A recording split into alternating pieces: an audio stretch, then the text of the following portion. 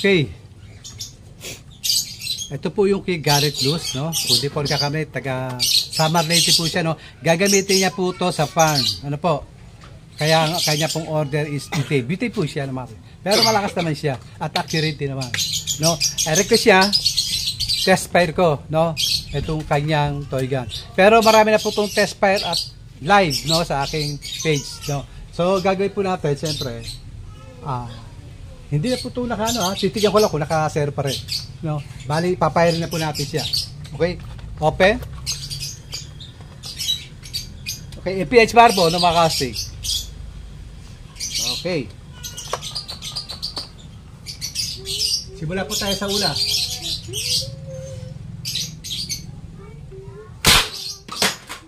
Okay.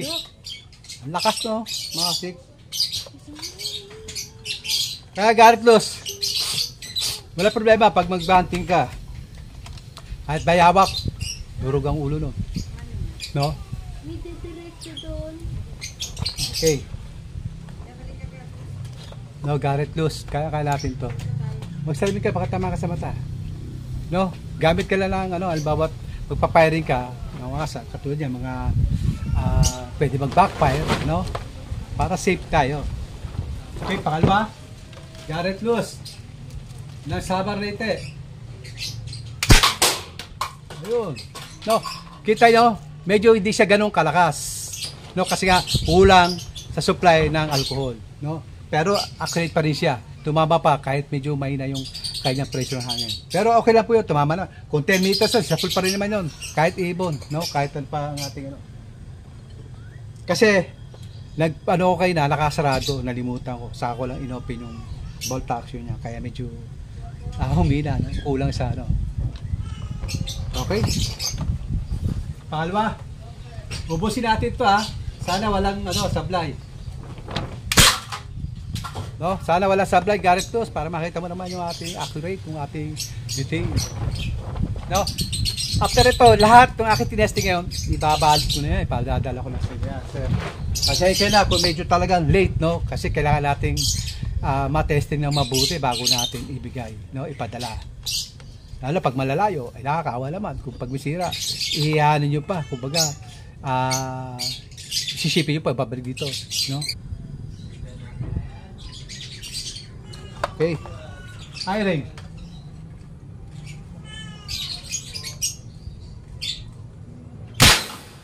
Oh, wow. Grabe yung lakas nito. No? Grabe. Papakita ko pa rin kayo, mga kasigan, mga lata. Kasi iba nagtatanong, makakabutas ba lata? Siyempre po bubutas sa lata. Diba? Dahil po natin i-upload na videos dyan, puro butas si lata Matik po yan. Kumbaga hindi na po natin hinibidyo yung pagbutas sa lata, pagpaling. Kasi matik po yan no? Hindi naman po ito pana para hindi bubutas ng no? Matik po yan. Hindi na po natin tinetesting sa lata, pero ngayon tetesting po natin para makita nyo. Okay, sunod.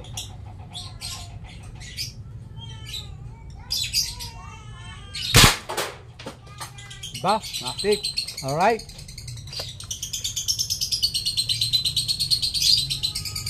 Wala po tayo sablay. Ano pa, Matik?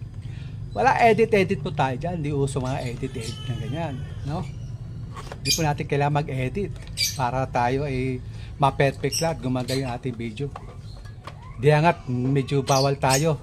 Nagyan tayo violation kaya hindi tayo nakapag-live. Ng Samar Leyte.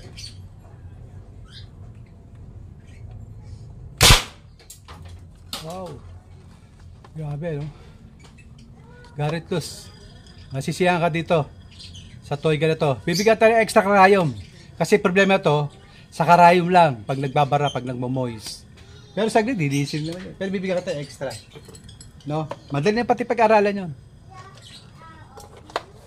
Okay, next.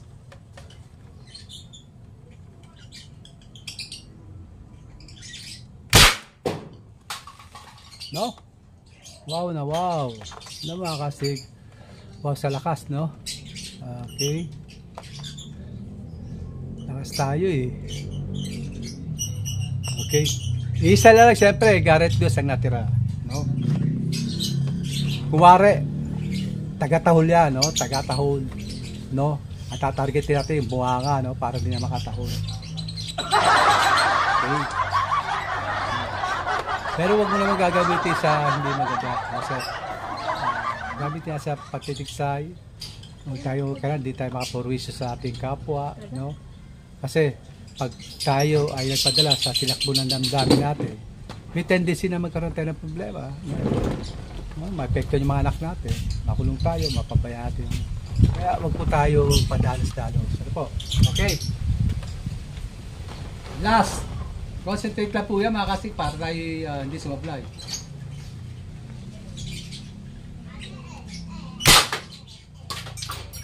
So mga kastig.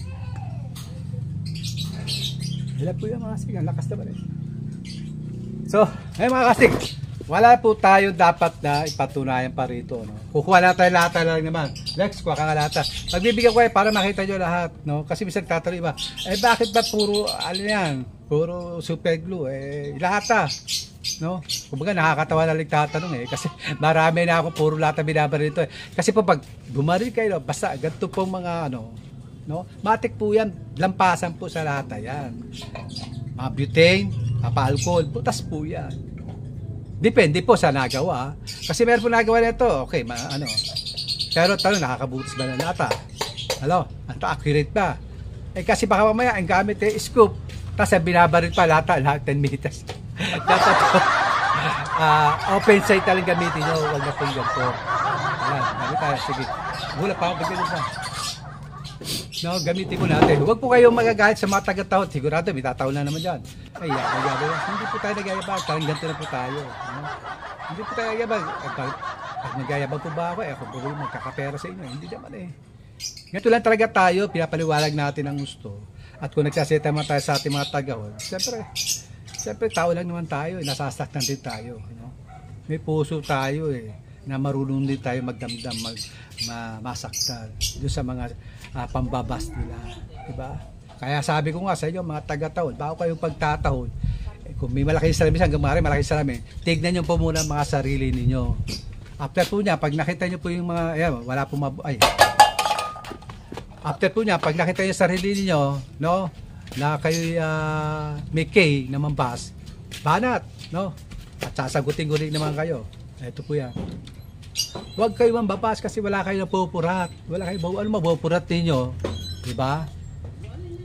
Hindi po libangan yung pambabas.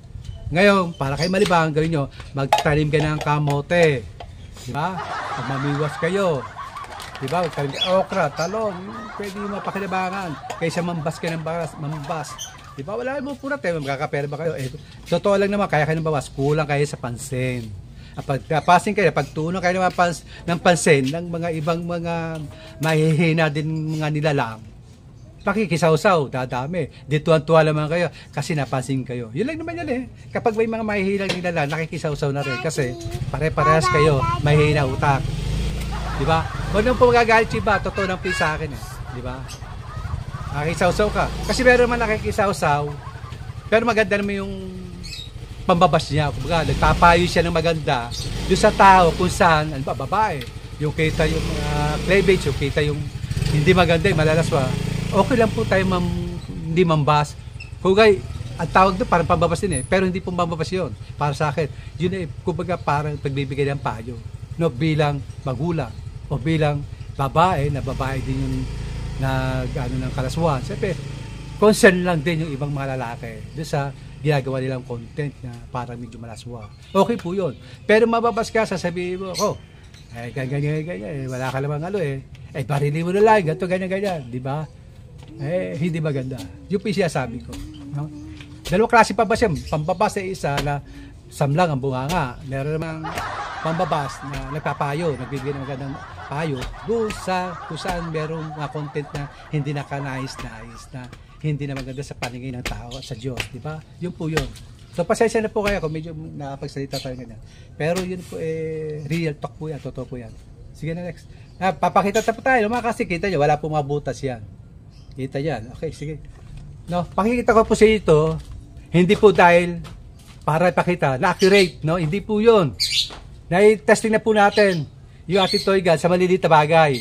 Ibig sabihin, doon natin testing yung ating toy gun accurate.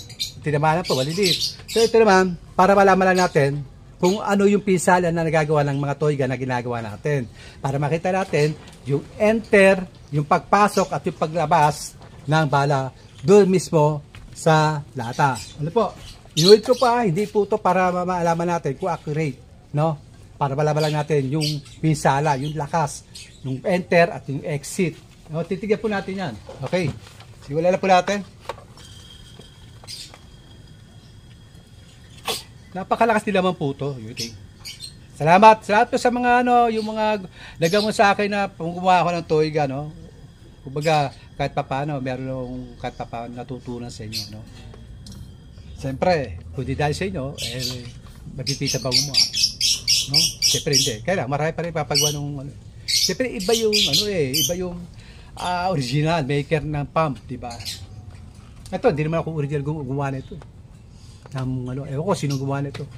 Halos marami po yan, hindi naman ako sino. Okay.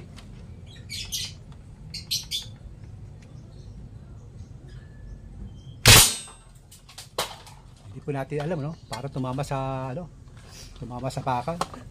O baka lumampas, no? Hindi po natin alam. Malaman po natin yan, ha? Baka lumampas eh. O baka tapis lang.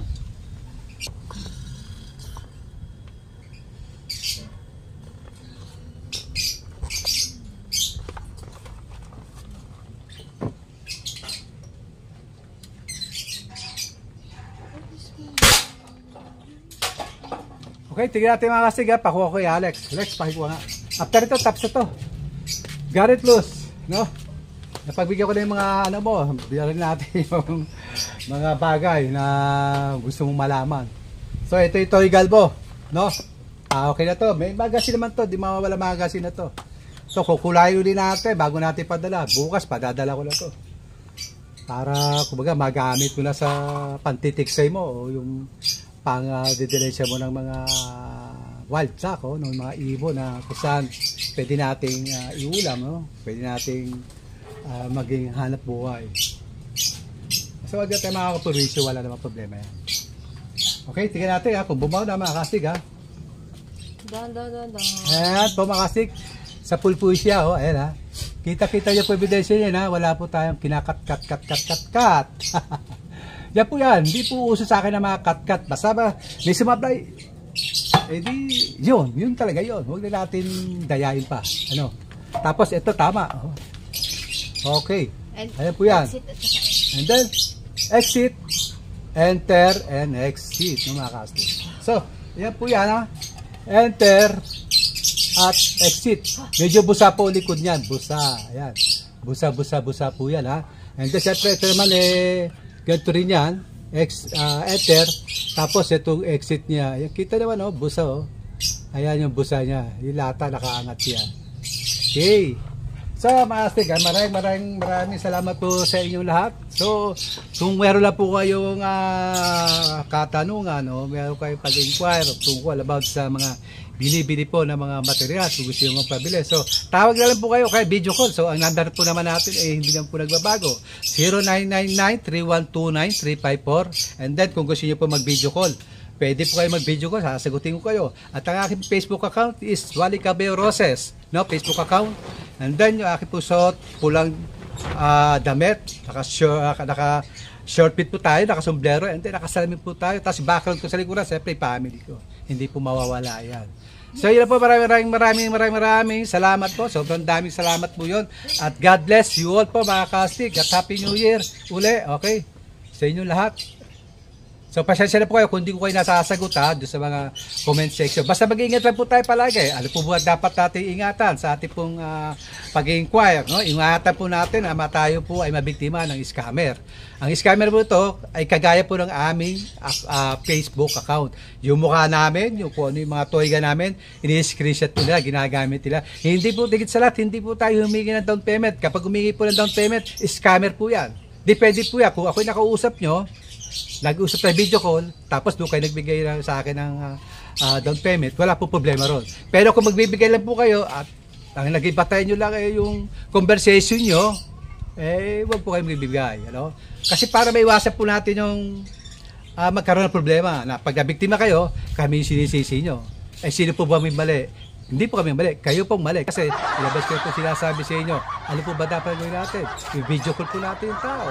No? Pag humingi ng pera, no? Pag pera po involved, video call po ang problema. Yung po video call, ang ating po pinakasolusyon. No? Para makita niya, yung tao ay legit. No? Kasi iba dyan, mga tagol natin, siyempre. Anong ginagawa niya? Kumbaga, umaano lang yun sila, kumukuha lang na sila ng butas eh. Pag nakita ka ng butas yan, ayun, pagbibintahan ka lang niya kung ano mga susunod gagawin sila. Eh, pero kung tutusin naman eh, kung titignan nila lang mabuti yung pagbumukha nila eh, mas mukha pa sila mga scammer kumpara sa amin ng ano ko. Saka wala po kami ginagawa scammer, hindi po maganda yun. Kasalanan po sa Diyos yun ha. Ikaw ay mang-i-scam ka, yung pang-i-scam mo, yung ginamit mong pera, nakuha mong pera, gagamitin mo sa pagpapakayo, pagsuporta mo sa anak mo, hindi po maganda yan. Ano? Hindi po maganda yan. Hindi po magandang mabisa o magandang paraan para ikaw ay may taguyod mo yung mga anak mo, eh, mang-isip ka. Magtrabaho ka, magbalat ka, kung ikaw malakas-lakas ang katawan eh. Di ba? O kung wala ka lang pera, pwede ka humingi sa akin, bibigyan kita. No? Huwag ka lang mang-i-scam. No? Kasi siyempre, nadadamay kami, nadadamay ako. No? Ako naman natuto. Kung naman kailangan konti pagkasi, pwede naman kita paluga, pwede kita bigyan ng pera para hindi ka naman scam, di ba? Yun lang yun. Hindi natin ka naman scam kasi pera lang yan. Di ba? Kasi madoloko tayo, tatay natin pagkatawan natin, yung mga anak natin, kahihiyan natin. Dapat hindi ganon. Kung mang-i-scam ka, alba, kung i-scam ko, yung alam mo na pag nag-scam ka, one time, na pag nag-scam ka, milyon, no? At least, hindi nakakayaman, abay, big time ka na, may pera ka na, di ba? Hindi ma-scam tayo, halaga lang 5,000, 3,000. Ano yun? Diba? Patatawag bang wise yun? Hindi wise yun. No? Okay, maraming salamat po. At pagpalay po tayo ng pong may kapal. No? Sa araw-araw, pasalamat po tayo kung ano man yung mga biyaya na pinagkaloob sa atin. No? Naligtas tayo sa araw ng ating pamumuhay, gigising tayo sa umaga, isa pong napakalaking blessing na po yan para sa atin, no? Kasi minsan po iba hindi na nagigising, di ba? Pag sa tayo po nagigising na umaga, blessing na po yan. At lahat po ng ating biyaya na natatanggap na pagkain, kung ano man yung mga biyaya na natatanggap natin, magpagpasalamat po natin sa Panginoon yan, no? Dahil niya po ay biyaya na galing sa Diyos, no? Na may ginamit lang ang tao para magbigay sa atin. Kung sino man yun, siyempre, pasalamat po tayo. Pero higit sa lahat, siyempre, sa Panginoon po tayo dapat unang-unang magpapasalamat. Yun lang po, God bless po sa lahat.